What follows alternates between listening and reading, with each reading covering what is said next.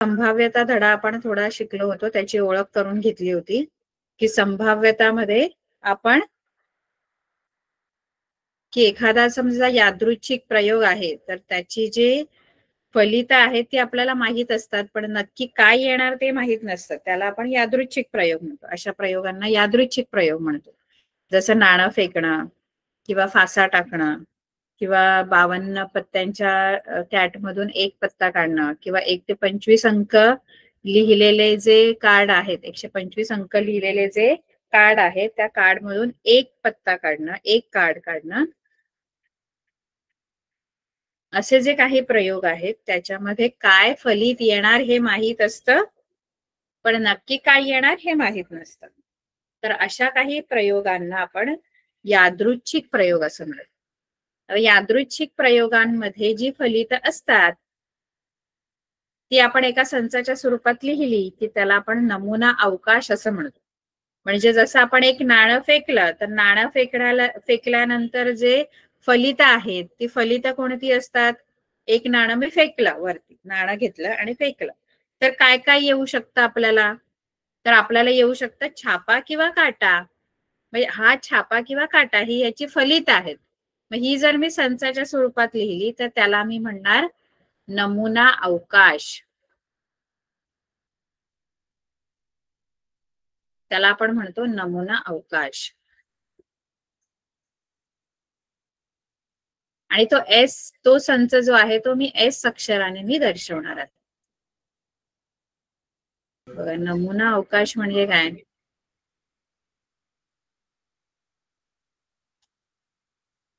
नमुना अवकाश म्हणजे फलितांचा समूह किंवा फलितांचा संच एखाद्या यादृच्छिक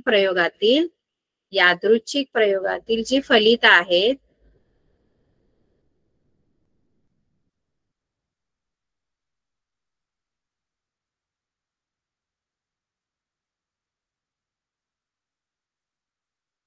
यांचा संच लिहिला आपण, संचाच्या स्वरूपात लिहिला. आता संच कसा लिहितो आपण शिकलो. संच म्हणजे काय?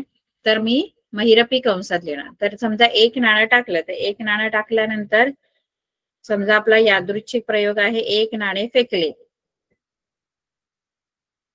तर एक नाणे फेकल्यानंतर त्याचं जे फलित आहे ते एकतर छापा असणार किंवा काटा. मग ते मी महिरपी कंसात असे लिहिणार. एच म्हणजे छापा, टी म्हणजे काटा, आणि त्यालाच आपण म्हणतो नमुना अवकाश. एस, एस या अक्षराने दर्शवतो आणि एस लाच आपण म्हणतो नमुना अवकाश. एस जो आहे की नाही, एस म्हणजे काय? तर फलितांचा संच, आपण जी फलित मिळणार आहेत यादृच्छिक प्रयोगामध्ये त्याला आपण एस म्हणजे नमुना अवकाश असं म्हणतो. लिहिताना आपण संचाच्या स्वरूपात आपण लिहितो. आपण जेव्हा 2 नाणी फेकतो, हा पण एक यादृच्छिक प्रयोग आहे. 2 नाणी फेकली, 2 नाणी एकाच वेळी फेका किंवा एक नाणं दोनदा फेकले, दोघांसाठीचा जो नमुना अवकाश आहे तो सारखाच आहे. म्हणजे 2 नाणी घेतली मी 2 हातात आणि एकत्र अशी उडवली, तर मला काय येऊ शकतं? एकावर छापा, दुसऱ्यावर पण छापा येऊ शकतं. पहिल्यावर छापा, दुसऱ्यावर काटा येऊ शकतो. पहिल्यावर काटा, दुसऱ्यावर छापा येऊ शकतो किंवा दोन्हीवर काटा पण येऊ शकतो. 2 नाणी आपण एकदाच फेकली तर त्याचा नमुना अवकाश काय असणार? एक तर एच एच असू शकतो. एच एच म्हणजे काय? 2 नाणी टाकली, एकावर पहिल्यावर छापा, दुसऱ्यावर पण छापाच आला, त्याला एच एच म्हणतात. एच टी म्हणजे काय? तर पहिल्यावर छापा आला एच, हेड, आणि दुसरा टेल आला म्हणजे काटा आला. पहिला छापा मिळाला मला, 2 नाणी फेकली त्याच्यानंतर मला पहिल्यावर छापा मिळाला पण दुसऱ्यावर मला काटा मिळाला, मग त्या फलिताला आपण एच टी असं म्हणतो. H T. किंवा मला काय येऊ शकतं? पहिल्यावर काटा आणि दुसऱ्यावर छापा येऊ शकतो, किंवा मग दोन्हीवर काटा, टी टी. याच्यामध्ये आणखी एक असतं की एन ऑफ एस लिहायचा असतो. N of S, N of S म्हणजे तुमच्या नमुना अवकाश मध्ये किती घटक आहेत. तर आता हा जो आहे नमुना अवकाश तुमचा, त्याच्यामध्ये किती घटक लिहिलेत मी? संचामध्ये 2 घटक लिहिले, एच आणि टी, म्हणजे इथे एन ऑफ एस तुमचा 2 येणार. हा जो यादृच्छिक प्रयोग आहे, 2 नाणी एकदाच फेकली, त्याच्यासाठी एन ऑफ एस तुमचा 4 असणार. मग असे काही यादृच्छिक प्रयोग आहेत आपल्याकडे आणि त्याचा प्रत्येकाचा आपल्याला नमुना अवकाश लिहिता आला पाहिजे. नमुना अवकाश म्हणजे काय तर फलित. मी समजा एक फासा टाकला, फासा म्हणजे आपण सापशिडी खेळताना जो टाकतो तो फासा असतो. तो फासा टाकल्यानंतर मला काय काय फलित मिळू शकतं? एक फासा टाकल्यानंतर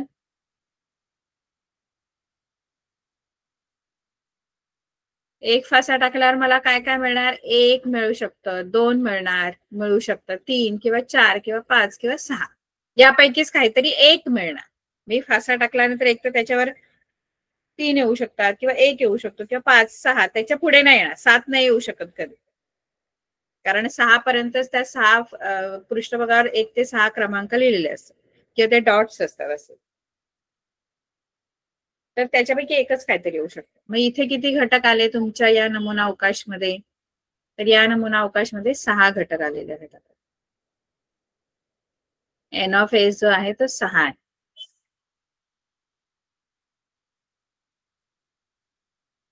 आता असे काही नमुना अवकाश आपल्याला पुस्तकामध्ये बरेचसे यादृच्छिक प्रयोग दिलेत आणि त्या प्रत्येकासाठी आपल्याला नमुना अवकाश इथे दिलेला आहे. हे आपण सगळं पाठ करावं लागेल. आपल्याला पाठ करण्यापेक्षा आपण आपल्या बुद्धीने पण लिहू शकतो. असं पाठांतर करण्याची गरज नाहीये. लक्षात आपल्याला कळलं की कोणता यादृच्छिक प्रयोग आहे. इथे यादृच्छिक प्रयोग दिलेत, इथे नमुना अवकाश दिलाय आणि इथे नमुना अवकाश मध्ये किती घटक आहेत त्यांची संख्या. जसं पहिला जो यादृच्छिक प्रयोग आहे तो एक नाणे फेकणे, हा आपण बघितला. एक नाणं फेकलं की तुमचा जो नमुना अवकाश आहे तो हा असणार आहे, मध्ये एच आणि टी म्हणजे छापा आणि काटा असं येणार. एन ऑफ एस 2, दोन नाणी फेकली, दोन नाणी, तर आपण बघितलं एच एच येऊ शकतो, एच टी, टी एच किंवा टी टी, म्हणजे दोन्हीवर छापा येऊ शकतो. पहिल्यावर छापा दुसरा काटा येऊ शकतो किंवा पहिल्यावर काटा दुसऱ्यावर छापा येऊ शकतो किंवा दोन्हीवर काटा काटा पण येऊ शकतो. मग इथे एन ऑफ एस जो आहे तुमचा तो किती असणार? एन ऑफ एस किती असणार? किती आहे त्याच्यामध्ये घटक नमुना अवकाश मध्ये? हा 1, 2, 3 आणि 4, याच्यापैकी काहीतरी एक रिझल्ट मिळणार ना, इथे 4 येणार.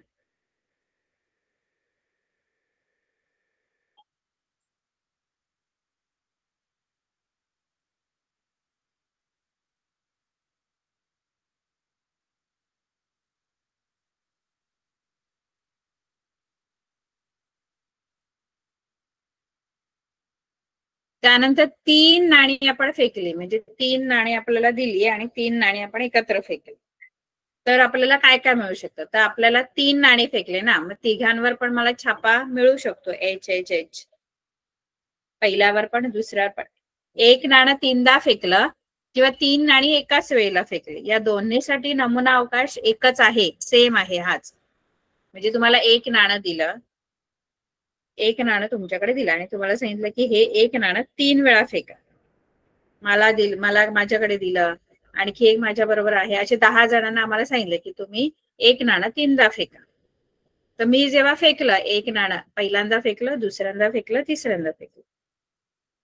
पहिल्यांदा मी जेव्हा नाणं फेकलं तेव्हा मला आला काटा. दुसऱ्यांदा फेकलं तेव्हा पण मला काटा आला. तिसऱ्यांदा फेकलं तेव्हा मला आला छापा.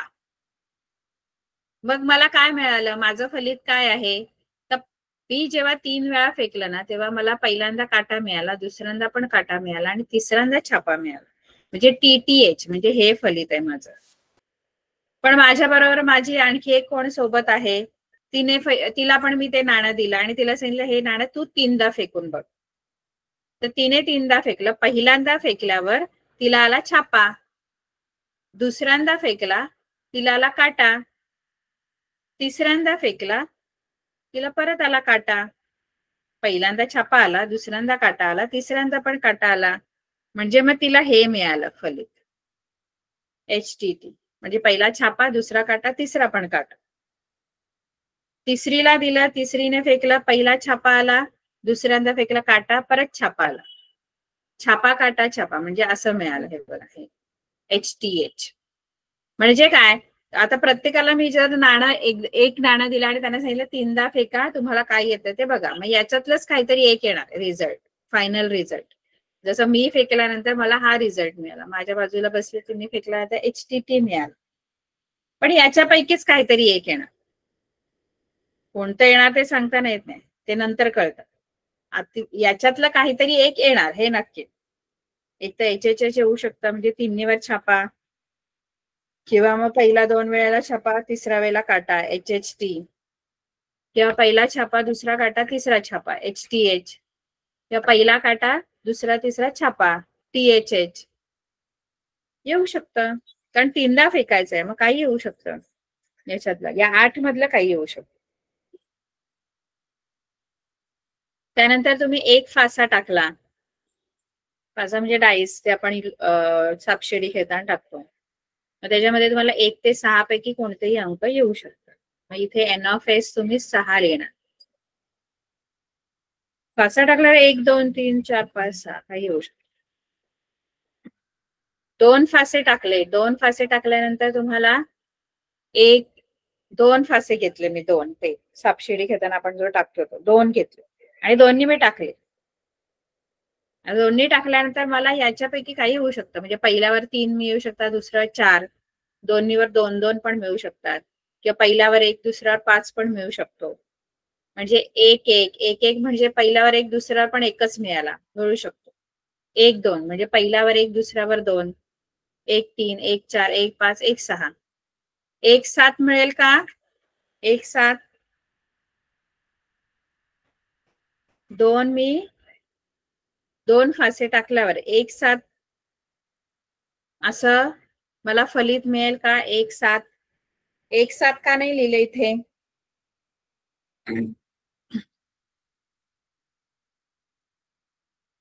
1 7 येऊ शकतं का फासा टाकल्यानंतर?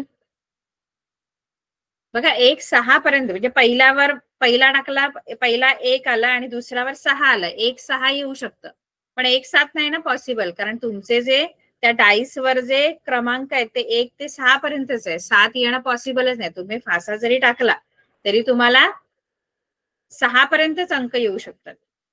पहिल्यावर 1 आला तर दुसऱ्यावर 6 पर्यंतच येऊ शकतात. 1 येऊ शकतो, 2 येऊ शकतात, 3 4 5 6 7 नाही येऊ शकत, कारण 7 नसतोच. मग 1 6 पर्यंत येणार, किंवा मग तुम्हाला पहिल्यावर 2 दुसऱ्यावर 1 मिळेल, किंवा दोन्हीवर 2 2, किंवा पहिल्यावर 2 दुसऱ्यावर 3, पहिल्यावर 2 दुसऱ्यावर 4, 2 5 2 6 असं तुम्हाला मिळू शकतं.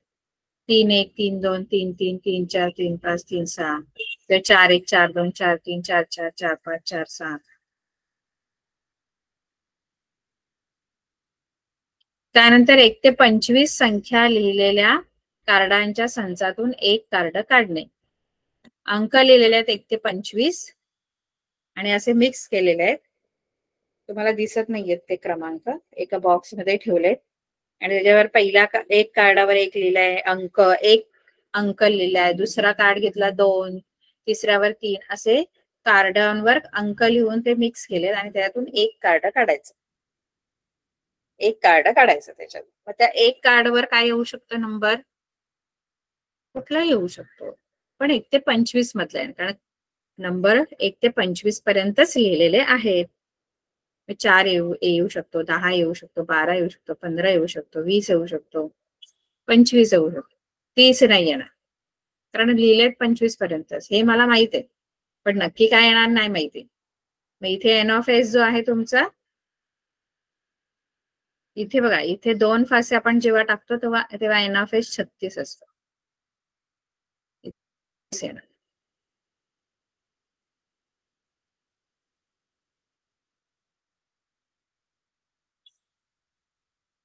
आणि 52 पत्त्यांच्या कॅट मधून एक पत्ता आपण काढणे, असा जो यादृच्छिक प्रयोग आहे. दिसलेले 52 पत्ते, त्याच्यातला एक पत्ता काढायचा आहे. तर तो काहीही या 52 मधून कुठलाही असू शकतो. 52 पत्त्यांचा कॅट तुमच्या समोर ठेवला आणि तुम्हाला एक पत्ता उचलायला सांगितलं, तर तो एक पत्ता उचलणार तो कोणता असू शकतो? कोणताही असू शकतो या 52 मध्ये. मग तुमची जी फलित आहेत ती 52 आहेत, म्हणजे यापैकी एकच असणार, पण कोणता ते नाही सांगतायत. म्हणून तुमच्या शक्यता या सगळ्यांच्या आहेत. गुलाम, चौकटचा गुलाम असू शकतो, इस्पिकची राणी असू शकते, बदामचा एक्का असू शकतो, किलवरचा दस्सा असू शकतो, काही असू शकतो. अशी 52 याच्याची फलित आहेत. आता आपण सराव संच 5.2 घ्यायचा आहे. कळते का सगळ्यांना?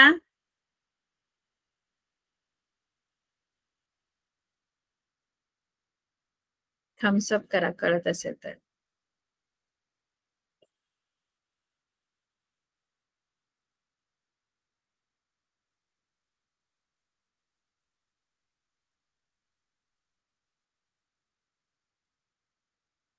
बर, आपण सराव संच घेणार आहोत. 5.2.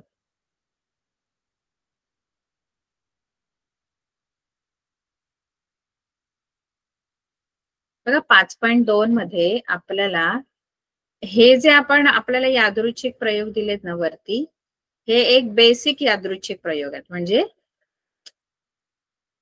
हे सगळे बेसिक आहेत. आणखी पण वेगवेगळ्या प्रकारचे यादृच्छिक प्रयोग असू शकतात. मग त्याच्यासाठीच आता ह्या यादृच्छिक प्रयोगांसाठी आपल्याला नमुना अवकाश दिलेला आहे त्यांनी, पण असे पण वेगळे यादृच्छिक प्रयोग आहेत, त्यांच्यासाठी आपल्याला नमुना अवकाश लिहायचा आहे. आणि नमुना घटकांची संख्या म्हणजे n(s) लिहायचं आहे. खालील प्रत्येक प्रयोगासाठी नमुना अवकाश आणि त्यातील घटकांची संख्या, म्हणजे असंच लिहायचंय. एस लिहायचंय आणि n(s). इथे कसं लिहिलाय, या यादृच्छिक प्रयोगांसाठी हा नमुना अवकाश आणि हा नमुना घटकांची संख्या. तसंच हे पण वेगळे यादृच्छिक प्रयोगच आहेत, पण ह्यांच्यापेक्षा थोडे वेगळे आहेत. त्यामुळे त्याच्यासाठी आपल्याला एस लिहायचंय आणि n(s) लिहायचंय. एस म्हणजे नमुना अवकाश आणि n(s) म्हणजे त्यातील किती घटक आहेत ते. तर पहिला जो प्रयोग दिलाय तो वेगळा दिलाय बघा. पहिला यादृच्छिक प्रयोग तुम्हाला कोणता दिलाय की एक नाणं आणि एक फासा, एक फासा आणि एक नाणे एकाच वेळी फेकले. हा यादृच्छिक प्रयोग आहे. म्हणजे हे करायचंय तुम्ही, हा प्रयोग करून बघायचा काय काय तुम्हाला फलित मिळतंय. आता मी समजा एक फासा टाकला. फासा म्हणजे तुम्ही तो डाईस असतो ज्याच्यावर 1 ते 6 असे डॉट्स असतात, तो मी एका हातात घेतला आणि एका हातात मी नाणं घेतलं, कॉइन. आता मी नाणं पण उडवलंय आणि एका बाजूला फासा पण टाकलाय. एक फासा आणि एक नाणं सोबत. तर नाणं टाकलंय आणि सोबत फासा पण टाकलाय. तर मला काय काय फलित मिळू शकतात. आता नाणं टाकलं एका बाजूला, तर नाण्यावर एकतर छापा मिळेल किंवा काटा मिळेल. पण मग त्या तो छापा आणि याच्यावर काय आहे, इथे 1 ते 6 मधला कोणताही अंक. म्हणजे मला काय मिळू शकतो माहितीये का, याच्यामध्ये नमुना अवकाश काय येईल माहितीये का, बघा छापा आणि मला 1 मिळू शकतो. म्हणजे नाणं फेकला त्याच्यावर छापा आला, पण जो मी फासा टाकला त्याच्यावर 1 येऊ शकतो. H1 म्हणजे छापा आणि 1, छापा नाण्यावर आणि 1 तुमच्या फाशावर आला. किंवा मग काय H2 पण मिळू शकतो. म्हणजे छापा ह्याच्यावर या नाण्यावर आणि 2 नंबर तुमच्या फाशावर येऊ शकतो. याच्यातलं काही येऊ शकतं. H3 म्हणजे छापा आणि 3 येऊ शकतं. म्हणजे नाणं जे फेकलं त्याच्यावर छापा आला, पण डाईस जे फेकलं त्याच्यावर 3 येऊ शकतात. किंवा मग H4, H5 काय H आणि 6 म्हणजे याच्यावर छापा याच्यावर 6 येऊ शकतात. किंवा मग T1 म्हणजे याच्यावर काटा, आता म्हणजे नाणं जे फेकलं त्याच्यावर काटा आणि याच्यावर 1 येऊ शकतो. T1, T2 म्हणजे काटा आणि 2, नाण्यावर काटा आला आणि तुमच्या फाशावर 2 क्रमांक असं फेकला फासा, 2 आलं आणि नाणं उडवलं, त्याच्यामध्ये तुम्हाला काटा मिळाला T2 किंवा T3, T4, T5 किंवा T6. मग आता मला N ऑफ S सांगा, याच्यामध्ये किती घटक आहेत एकूण? नमुना घटकांची संख्या सांगा. एकूण याच्यातले किती घटक आहेत? हा एक आहे, ही फलित आहेत सगळी. हा येऊ शकतं, हे येऊ शकतं, याच्यातलं काही एक येऊ शकतं. मी समजा एक नाणं टाकला आणि फासा टाकला, तर याच्यातलं काही येऊ शकतं. हे किती घटक झाले टोटल? हे 6 आणि हे 6 मिळून एकूण 12 पॉसिबिलिटीज आहेत, 12 शक्यता आहेत, 12 फलित आहेत. याच्यातलं काहीतरी एक येणार.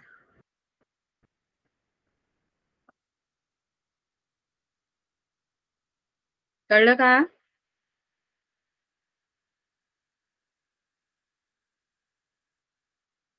म्हणजे तुमचा N ऑफ S पण लिहायला सांगितलं. N ऑफ S 12 येणार, कारण पहिला बघा हा एक फलित आहे, हा दुसरा फलित, हे तिसरं, चौथं, पाचवं, सहावं. कारण एक नाणं आणि एक फासा टाकतात. 7, 8, 9, 10, 11, 12.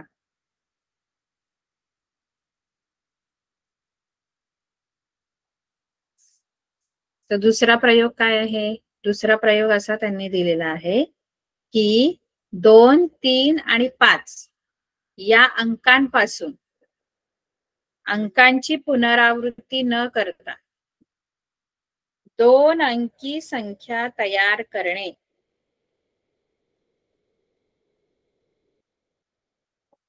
2, 3, 5 हे अंक वापरून 2 अंकी संख्या बनवायची आहे.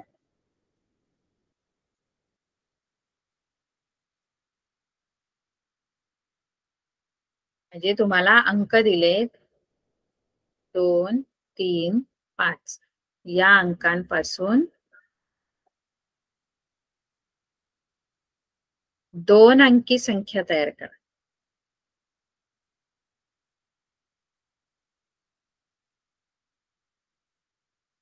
दोन अंकी संख्या तयार करणे, पण अट दिलंय की अंकांची पुनरावृत्ती नाही झाली पाहिजे.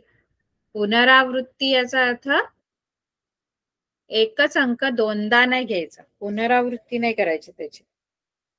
म्हणजे एकच अंक दोनदा नाही घ्यायचा, म्हणजे 2, 2 असं नाही, 22 नाही लिहू शकत तुम्ही. 2 अंकी संख्या बनवायची आहे ना, मग 22 मध्ये अंकांची पुनरावृत्ती होते, पुन्हा पुन्हा दोनदा येतात ते. 22 नाही चालणार, 33 नाही चालणार, 55 नाही चालणार, अंकांची पुनरावृत्ती नाही चालणार. मग आता कोणत्या संख्या बरं तयार होतील? 22 नाहीये, पण मग हे 2, 3 म्हणजे 23, 25. कारण 22 नाही, 2 ची 2 बरोबर जोडी नाही. 2, 3, 2, 5 म्हणजे 23, 25. त्याच्यानंतर 3 घेऊन बघा. पहिले आपण 2 घेऊन 2 संख्या बनल्या, आता 3 घ्या पहिले. 3 आणि 2 म्हणजे 32 असं आणि असं तयार होईल 35. 33 येणार नाही, कारण अंकांची पुनरावृत्ती होते. 32 आणि 35 येणार. आता 5 घेऊन बघा. 5 पहिले 52, 53 म्हणजे 5, 2 5, कारण 2 अंकी संख्या बनवायची ना. 5, 2 5, 3 5, 5 नाही येणार, कारण 5, 5 मध्ये अंकांची पुनरावृत्ती होते. एवढाच संख्या आहे. मग इथे तुमचा N ऑफ S जो आहे तो 6 आहे.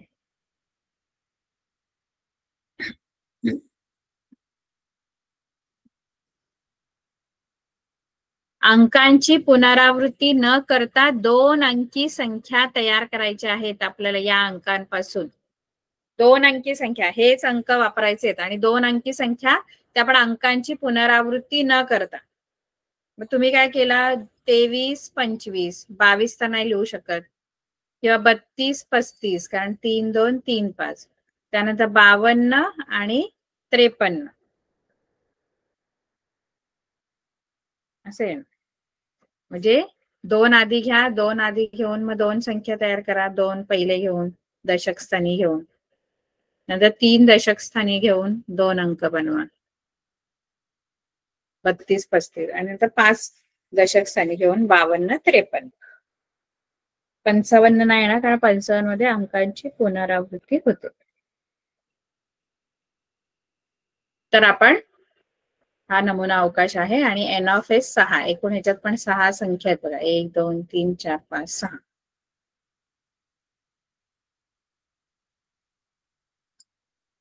पुढचा यादृच्छिक प्रयोग कोणता आहे आपण बघूया. त्याचा मग नमुना अवकाश आपल्याला लिहिता येईल. त्याच्यात काय दिलंय की 6 रंगांच्या तबकडीवरील बाण फिरवल्यावर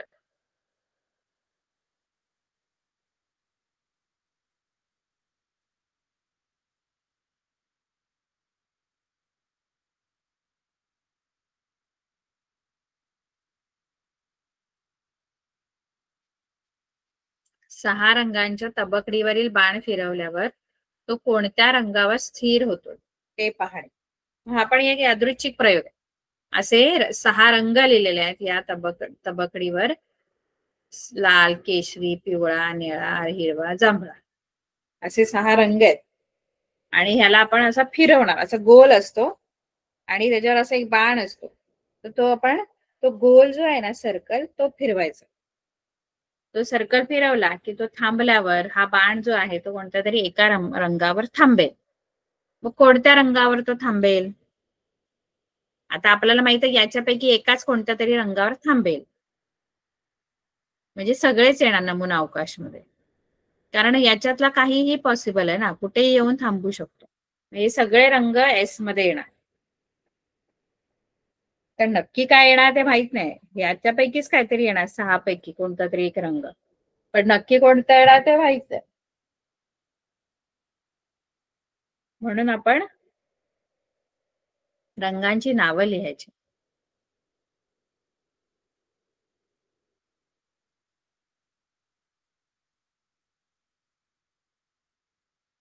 कोणत्या कोणते रंग दिलेत त्याच्यापैकी कोणताही एक रंग तुम्हाला येऊ शकतो. मग तो एस मध्ये लिहायचा. जांभळा, लाल, केशरी, पिवळा, हिरवा, निळा. मग ते तुमचे एस मध्ये येणार नमुना अवकाश. जांभळा, त्यानंतर कोणता आहे हिरवा, निळा, पिवळा,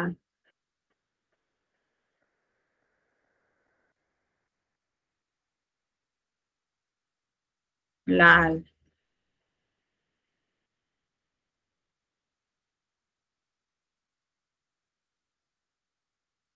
केशरी.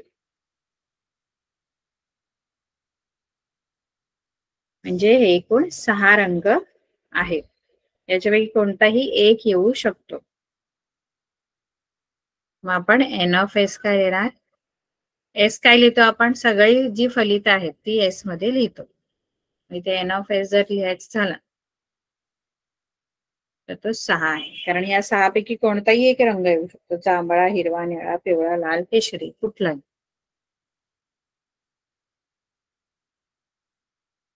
कळतंय का?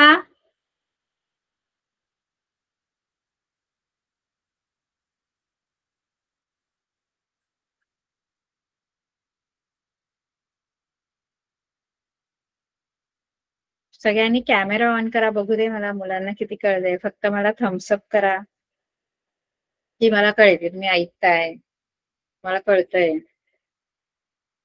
कॅमेरा ऑन करू शकता का प्लीज?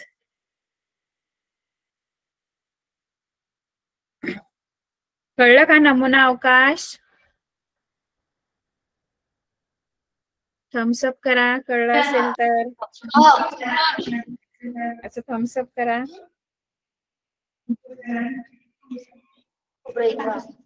ऐसे कर या हाँ ऐसे कर.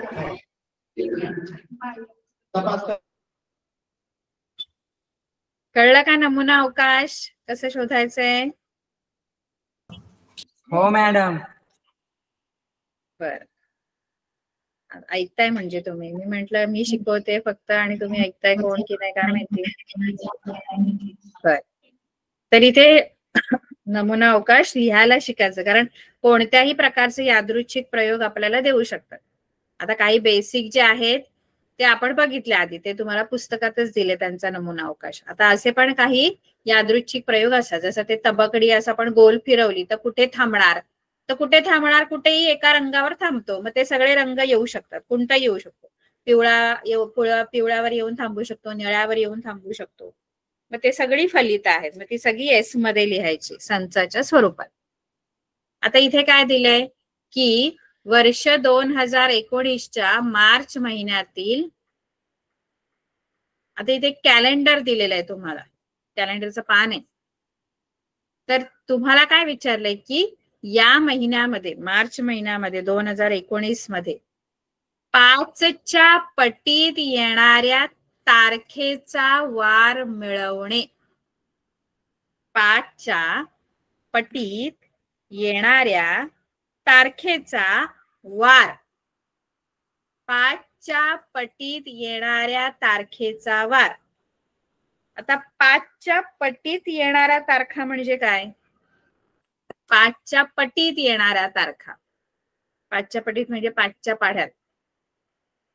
म्हणजे अशा कोणत्या तारखा आहेत ज्या 5च्या पटीत येतात? तर 5च्या पटीत म्हणजे काय? 5च्या पाढ्यातल्या. माझ्या 5च्या पाढ्यातल्या तारखा कोणत्या आहेत? 5च्या पटीतल्या तारखा कोणत्या आहेत? 5च्या पाढ्यातल्या तारखा कोणत्या आहेत? 5, 10, 15, 20, 25, 30, 35, 40. बघा आता इथे काय होतं, 35, 40 नाही येणार, 30च्या पुढे नाही येणार, कारण 30च्या पुढे 5च्या पटीतली संख्या 35 आहे 30च्या पुढे, पण तारीख नाही ना 35. आपल्याला 5च्या पटीत येणाऱ्या तारखा विचारले आणि त्याचा वार विचारले, तारखेचा वार. तर तारखा कोणत्या आधी त्या ओळखा. 5च्या पटीतल्या तारखा कोणत्या कोणत्या असतील? 5 असेल, 10 असेल, 15, 20, 25, 30. त्याच्या पुढे नाही येणार, कारण आपला महिना हे फार फार 31 दिवसांचाच असतो. 30च्या पुढे तारीख नसतेच कधी, 31च्या पुढे नसते. पण 5च्या पटीतली शेवटची जी तारीख आहे ती 30 आहे, कारण 5च्या पटीतली 30च्या पुढची जी तारीख आहे ती 35 येते, आणि 35 तर का तारीख नसतेच कधी, मग 30 पर्यंत. मग आता या प्रत्येक तारखेला वार कोणता कोणता आलाय तो आपल्याला एस मध्ये लिहायचंय.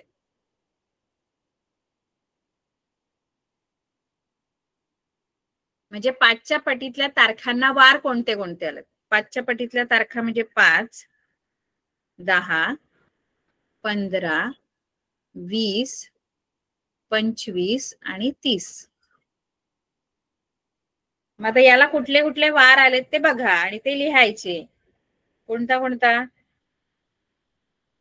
मंगळवार आहे, टी हा मंडे, हा सोमवार, हा मंगळवार, हा सोमवार, हा मंगळवार, हा बुधवार वेनसडे, हा गुरुवार म्हणजे थर्सडे, शुक्रवार फ्रायडे, शनिवार आणि हा रविवार. कोणत्या कोणत्या तारखा आल्यात बघा. 5 तारखेला कोणती तारीख आली? मंगळवार, मग इथे मी मंगळवार लिहिणार. आता 10 तारीख कुठे आली आहे? शनिवार, नाही रविवार आले 10 तारीख.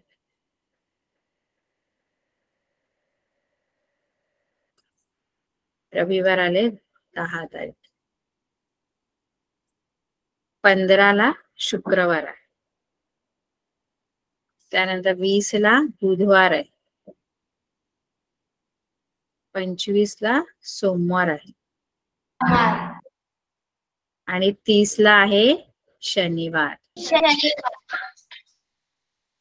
एवढ्या ह्यापैकी कुठला तरी एक वार येऊ शकतो. 5च्या पटीतला तारीख तुम्हाला समजा सांगितलं की तुमच्या आताचा जो नोव्हेंबर महिना आहे तर कॅलेंडरचं पान बघा आणि नोव्हेंबर महिन्यामध्ये 6च्या पटीतल्या तारखेला कोणते वार येतात? 6च्या पटीत, 6च्या पटीत. आता नोव्हेंबरचा जर कॅलेंडर बघितलं तुम्ही तर 6च्या पटीत म्हणजे कुठले वार बघायचे माहित आहे? 6च्या पटीत येणाऱ्या संख्या आधी तारखा कोणत्या त्या आधी बघा. 6च्या पटीत कोणत्या तारखा येतात? 6च्या पटीतल्या तारखा बघा आणि मग त्या प्रत्येक तारखेला वार कोणते कोणते आले ते कॅलेंडर मध्ये बघ. मी तुम्हाला आणखी एक प्रश्न देते, त्याचं उत्तर तुम्ही घरी जाऊन किंवा तुमच्याकडे कॅलेंडर असेल तर शोधून काढा. वर्ष 2025 च्या नोव्हेंबर महिन्यातील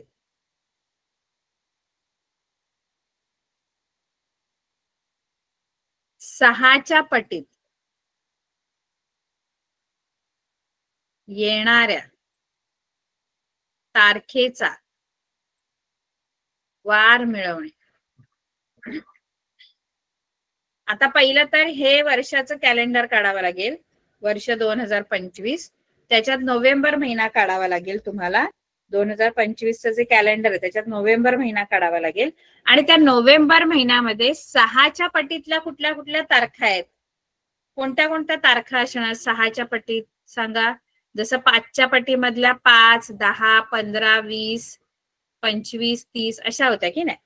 मग 6च्या पटीतल्या कोणत्या असणार तारखा, 6च्या पटीतल्या तारखा 6च्या पटीतल्या सांगा बघू. 6च्या पटीतल्या म्हणजे 6च्या पाढ्यातल्या. मग कोणत्या कोणत्या तारखा? 6 बरोबर, 6, 12, त्यानंतर 18, 24, 30. याच्या पुढची येईल का? 36 येईल का? 36 येणार? नाही मॅडम. 36 तारीख कुठे असते? 36 ही 6च्या पटीतली संख्या आहे, पण ती तारीख नाही ना, आपल्याला तारखा घ्यायच्यात.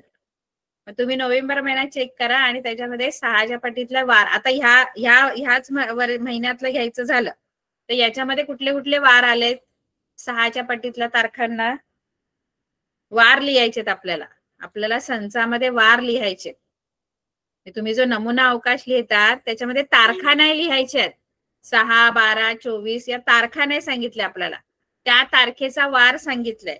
मग कोणते कोणते वार लिहिणार तुम्ही सांगा बघू.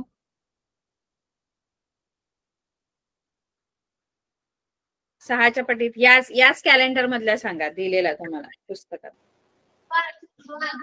बुधवार, मंगळवार,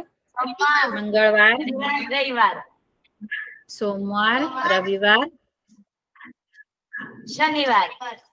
बरोबर, कळलं?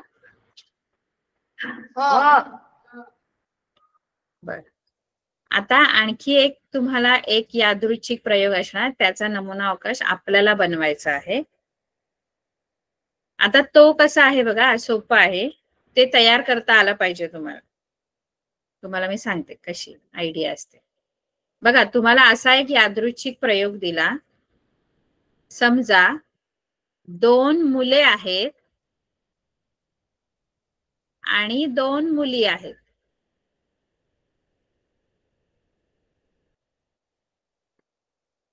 असे 4 जण आहेत, 2 मुले आणि 2 मुली, 2 बॉईज आणि 2 गर्ल्स.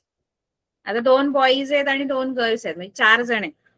आता 4 जणांमधून ना एक मला कमिटी बनवायची आहे आणि त्या कमिटीसाठी कोणत्याही 2 मुलांची मला निवड करायची. 2 मुलांची कमिटी बनवायची, 2 स्टुडंट्सची बनवायची. बघा, 4 जण आहेत, पण त्या 4 जणांमधून मला 2च जण घ्यायचे त्या कमिटीसाठी. कमिटी ही 2 जणांची बनणार आहे. एक मुलगा, एक मुलगी. आता 2 जणांची जर कमिटी बनणार आहे तर मग काय काय पॉसिबिलिटीज आहे, मग काय काय शक्यता आहेत, कोणाकोणाची कमिटी बनवू शकते. बघा, 2 मुलं आहेत ना, ते बॉईज आहे ना, म्हणून आपण B1 आणि B2 असे 2 जण घेऊया. आणि 2 गर्ल्स आहेत, मग G1 आणि G2 अशा 2 गर्ल्स घेऊया. आता या 4 मधून कोणत्याही दोघांना निवडायचे. आता कोणत्याही दोघांना निवडायचे तर मी दोन्ही मुलांना पण निवडू शकते, बरोबर आहे. मग पहिली जोडी जी मी निवडू शकते ती B1 B2 ची असू शकते. B1 B2 म्हणजे काय, तर दोन्ही मुलं आहेत, कारण दोघांनाच सिलेक्ट करायचंय कमिटीसाठी. मग त्याच्यातले दोन्ही जे सिलेक्ट करणार ते दोन्ही बॉईज असू शकतात. मग दोन्ही जर बॉईज आहेत तर B1 B2 ही जोडी बनेल, ही पहिली जोडी. हे आपण यांची कमिटी बनवू शकतो. किंवा मग मी काय करू शकते, दोन्ही गर्ल्सची पण दोन्ही मुलीच घेणार कमिटीमध्ये, त्यांची सुद्धा मी काय बनवू शकते, कमिटी बनवू शकते. म्हणजे G1 G2 दुसरी जोड. किंवा मी काय करू शकते माहितीये का, हे तर B1 B2 G1 G2 म्हणजे दोन्ही मुलांची किंवा दोन्ही मुलींची बनवू शकते कमिटी. पण असं पण होऊ शकतं ना, कारण दोघच जण सिलेक्ट करायचे 4 मधून, तर मी काय करणार, एक बॉय आणि एक गर्ल असं पण सिलेक्शन होऊ शकतं. म्हणजे 2 मुलांमधला एक मुलगा कोणता तरी आणि 2 मुलींमधली एक मुलगी, असं एक मुलगा एक मुलगी अशी पण मी कमिटी बनवू शकते. पण मग मुलांमधून कोण निवडायचं, तर मुलांमधून एक तर B1 किंवा B2. म्हणजे कसं बनवणार बघा, B1 G1 ची जोडी बनवू शकते. B1 G1 म्हणजे पहिला मुलगा आणि पहिली मुलगी. किंवा मग B1 G2. B1 G2 म्हणजे पहिला मुलगा आणि गर्ल दुसरी G2. मुलगा बॉय पहिलाच आहे B1 आणि G2. किंवा मग बघा, पहिला बॉय बरोबर B1 G1 म्हणजे पहिला बॉय पहिली गर्ल, B1 G2 म्हणजे पहिला बॉय दुसरी गर्ल. किंवा मग दुसरा बॉय पण आहे ना, तो पण तर सिलेक्ट होऊ शकतो. दुसरा बॉय आणि पहिली गर्ल म्हणजे B2 G1. किंवा मग दुसरा बॉय आणि दुसरी गर्ल B2 G2 असं पण सिलेक्शन होऊ शकतं. दोघांना सिलेक्ट करायचं ना, तर त्या 4 मधून मी दुसरा मुलगा पहिली मुलगी पण सिलेक्ट करू शकते, किंवा पहिला मुलगा दुसरी मुलगी पण, किंवा दोन्ही मुलं पण सिलेक्ट करू शकते, किंवा दोन्ही मुली पण मी सिलेक्ट करू शकते. हे सगळं तुमच्या नमुना अवकाशमध्ये येऊ शकतं. हे सगळं याच्यातलं कुठली पण एक जोडी तुम्ही बनवू शकता. दोघांची जोडी बनवायची. म्हणजे मी ठरवलं की पहिला मुलगा चांगला मला वाटला आणि मला दुसरी गर्ल चांगली वाटली, पहिला मुलगा आणि दुसरी गर्ल मला बरी वाटली कमिटी बनवायला, तर मग मी ही जोडी बनवणार B1 G2. पण समजा दुसरे शिक्षक आहेत, ते म्हणाले नको आपण 2 बॉईजच घेऊ, तर मग ही जोडी बनवते B1 B2. म्हणजे याच्यातली कुठलीही एक बनवू शकते. ही फलित आहे, त्याच्यापैकी काही एक जोडी बनेल. कळलं का?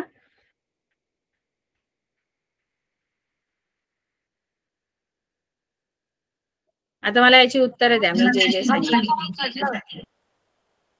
आता याची उत्तरं द्या. 2 मुलांची समिती. 2 मुलांची समिती, मग काय येईल याच्यामध्ये, 2 मुलांची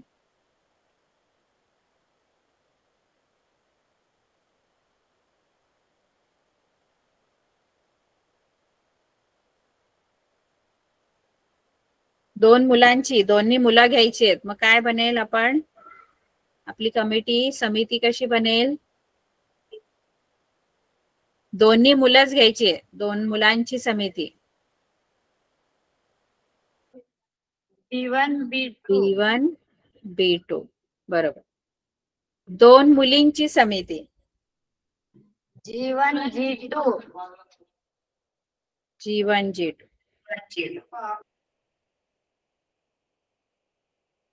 आता एक मुलगा व एक मुलगी यांनी मिळून तयार होणारी समिती. मग B1 G1 एक दिलेला आहे, B1 G2 G2 बरोबर. नंतर B1 B2 G1 B2 किंवा B2 G1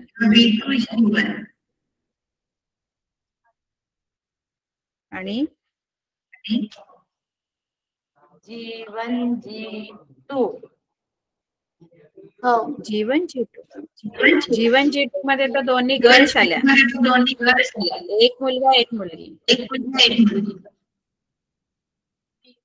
G2 B2.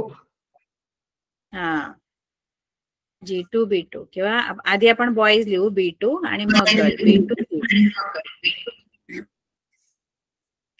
आता नमुना अवकाश मध्ये हे सगळे लिहायचे 1 2 B1 B2 G1 G2 B1 G1 हे सगळे 6च्या 6 इथे लिहायचे B1 B2 G1 G2 नंतर B1 G1 B1 G2 B2 G1 आणि B2 G2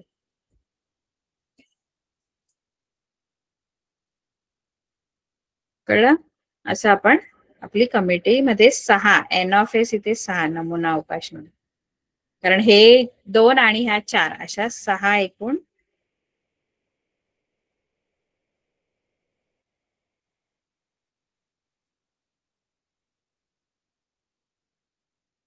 सहा नमुना अवकाश मध्ये घटक तुमचे असणार होते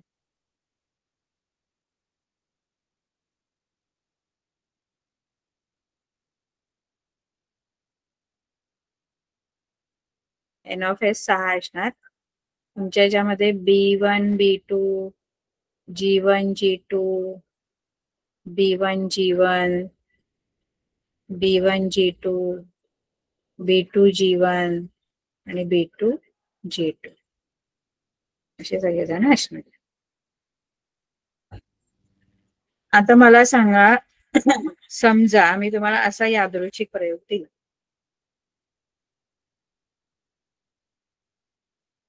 की 3 पुरुष व 2 स्त्रिया यातून दोघांची समिती तयार करायची आहे तर यासाठी नमुना अवकाश काय असणार 3 पुरुष घ्यायचे आता 3 पुरुष आणि 2 स्त्रिया आहेत म्हणजे एकूण 5 जण आहेत आणि त्याच्यातून दोघांना निवडायचे 3 पुरुष आणि 2 स्त्रिया यांच्यापैकी दोघांची समिती बनवायची आता पुरुष आहे मुलं नाही बॉईज नाही बोललेले मग 3 पुरुष आहेत बोलल्यानंतर आपण मेन असं इंग्लिश मध्ये आपण पुरुषांना मेन म्हणतो म्हणून मग 3 पुरुष की नाही 3 पुरुष म्हणजे मग M1 M2 M3 असे 3 पुरुष आहेत आणि 2 स्त्रियांना आपण वुमेन म्हणतो मेन आणि वुमेन 2 वुमेन आहेत 2 वुमेन म्हणजे एक W1 आणि दुसरी W2 अशा 2च स्त्रिया 3 मेन आहेत आता याच्यातून दोघांची समिती बनवायची कोणतेही 2 जण ते पुरुष पण असू शकतात किंवा स्त्रिया पण असू शकतात किंवा एक पुरुष एक स्त्री असं पण असू शकतं कोणत्याही दोघांची आपल्याला जर समिती तयार करायची आहे तर काय काय येईल याच्यामध्ये कोण सांगेल दोघं कोणीही निवडायचे दोन्ही पुरुष पण असू शकतात दोन्ही स्त्रिया किंवा एक पुरुष एक स्त्री असं पण असू शकतं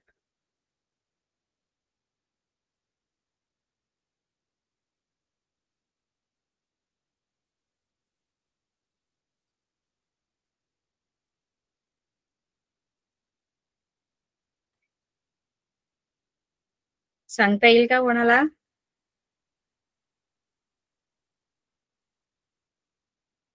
नाही दोघांना निवडायचंय कोणतेही दोघं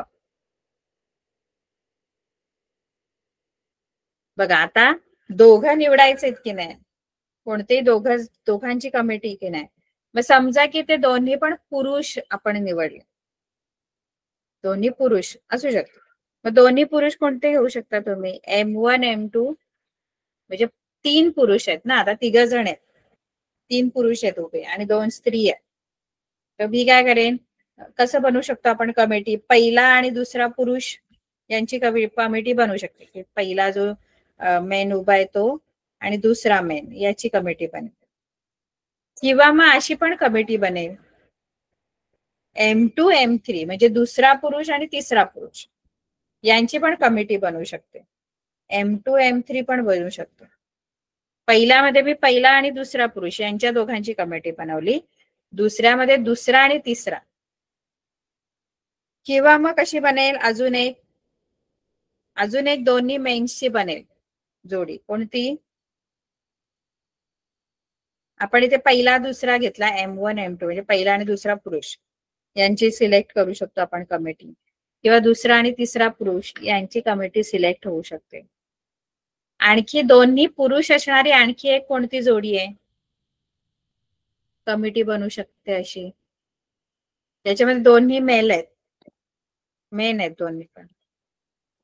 आणखी एक जोडी येणार आहे, कोणती येईल? M1 M3 madam. बरोबर, M1 M3 म्हणजे पहिला आणि तिसरा पुरुष. कारण इथे आपण M1 M2 घेतले, 3 जण. असं विचार करा की तुम्ही इमॅजिन करा की 3 पुरुष आणि 3 स्त्रिया.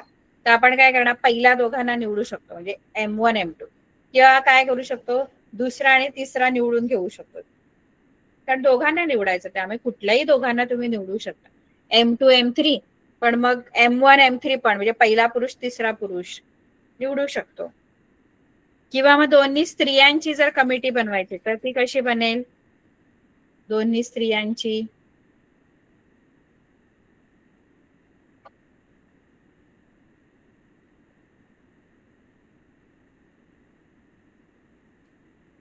स्त्रियांची कशी बनेल कमिटी?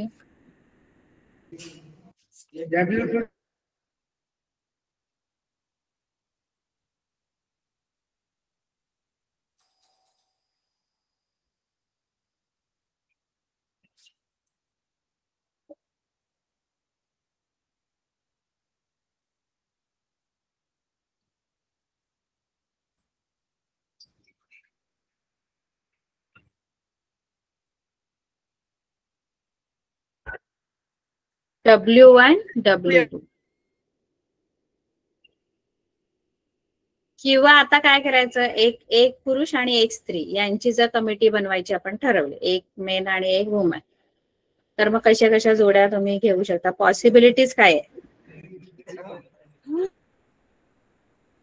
तर पहिला मेन आणि पहिली वुमन M1 W1 असे पण आम्ही सिलेक्ट करू शकतो आपण. किंवा मग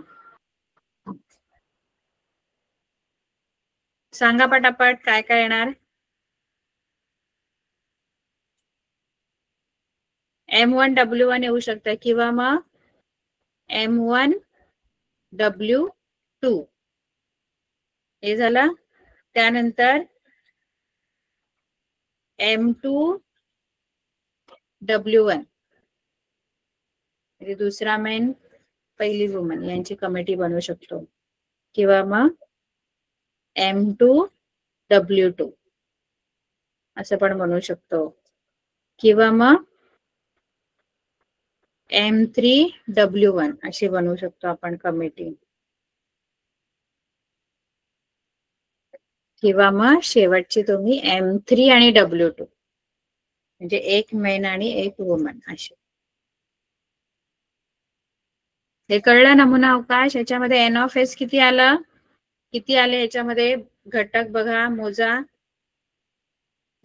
S मध्ये 10 मॅडम. 10. 1 2 3 4 5 6 7 8 9 10. हे कळलं कसं लिहिलं नमुना अवकाश?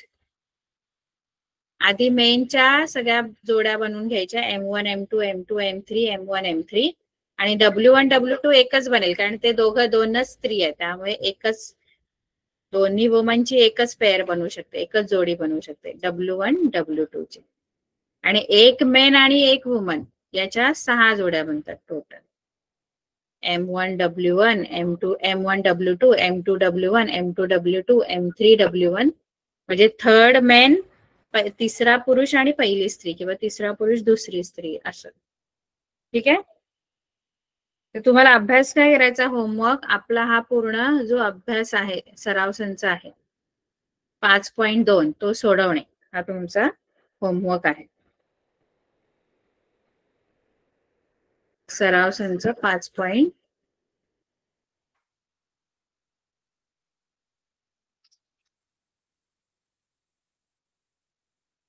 5.3 पण असाच आहे, तो पण बघा सोडवता आला तर सेम आहे, फक्त त्याच्यामध्ये एकच गोष्ट ऍडिशनल आहे, ते मी सांगते पुढच्या वेळेला. 5.2 सोडवा आधी, 5.3 आपण बघूया. ठीक आहे, आपली वेळ संपली. Good bye.